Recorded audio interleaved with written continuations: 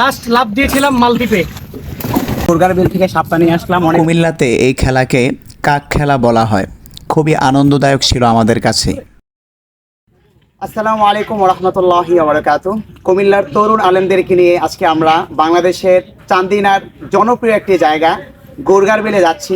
আজকে আমাদের একটা মেমোরেবল সময়, যেটা খুব স্মরণীয় হয়ে থাকবে, বিশেষ করে কুমিল্লার যারা তরুণ ওলামায়ে কেরাম, তরুণ ওয়াইজ যারা, ওনারা সবাই একসাথে হয়েছেন। আসলে খুব ভালো লাগছে আলহামদুলিল্লাহ। আমাদের এই সফর জুড়ে থাকছে চমৎকার কিছু দৃশ্য এবং অসাধারণ কিছু মুহূর্ত। এই পুরো বিষয়টা দেখতে আমাদের সাথেই থাকুন। এক এক করে সকলে আমরা ট্রলারে উঠে গেলাম। জুনাইদ আল হাবিব, মাসুম বিল্লাহ রসুলপুরি, আবদুল্লাহ, হাসান মাহমুদ, হারুন রশিদ জীবনপুরি, বাইজিদ বিন হারুন ও আল্লাহর উপর ভরসা করে আমরা পড়ে নিচ্ছি বিসমিল্লাহি মাজরিহা ওয়া মুরসাহা ইন্না রাব্বি লাগফুরুর রহিম।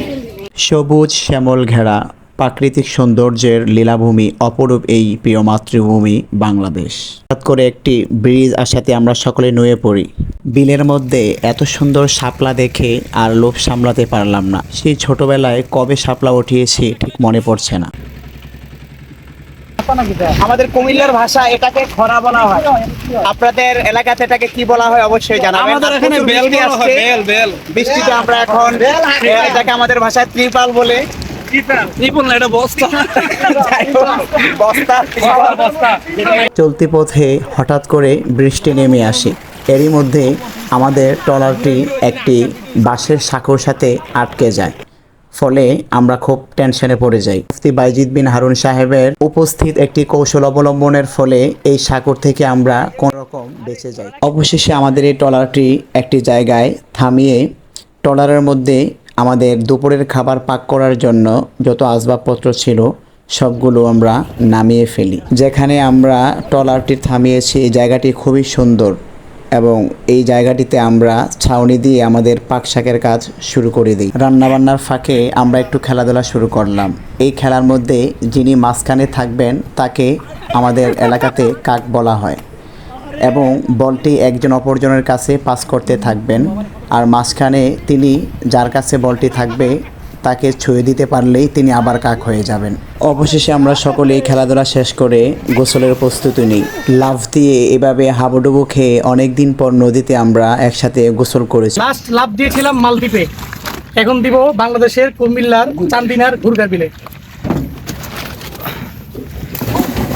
একসাথে এভাবে আনন্দ করার মজাটাই অন্যরকম। এর মধ্য দিয়ে বাইজিদ সাহেব একটু হাঁটুতে ব্যথা পেয়েছেন, যেটা অপ্রত্যাশিত ছিল। যাই হোক, সামান্য ব্যথা পাওয়াতে তেমন সমস্যা হয়নি। অতঃপর আমরা সকলেই বিল থেকে শাপলা ওঠানোর জন্য নদীর ওপারে চলে গেলাম এবং অনেকগুলো শাপলা আমরা উঠিয়ে নিয়ে আসলাম। অনেক বছর পর কুমিল্লা চান্দিনা গুরগার বিল থেকে সাপটা উঠিয়ে নিয়ে আসলাম। এত সুন্দর শাপলা দেখে বন্ধু জুনাইদ আল হাবিব বলল তাকে কিছু শাপলা দেওয়ার জন্য এবং এই শাপলাগুলো তিনি বাসায় নিয়ে যান। আমাদের খেলাধুলার পর্বে অন্যতম একটি খেলা ছিল হাড়িভাঙ্গা খেলা। যদিও আমাদের কাছে হাড়ি ছিল না, আমাদের সাথে থাকা ফুটবলটিকে আমরা হাড়ি গণ্য করে সেটার মধ্যে আমরা আমাদের বাঁশ লাগিয়েছি। খেলাটি খুবই আনন্দদায়ক ছিল। যাই হোক, খেলাধুলা শেষ করে আমরা সকলে একটু গজল গাইলাম। তোমার প্রেমে নদীর জলে বাদল হারা ঢেউ তোলে, তোমার নামে তোমার গানে পাপিয়া সুর তোলে। তোমার প্রেমে নদীর জলে বাদল হারা ঢেউ তোলে।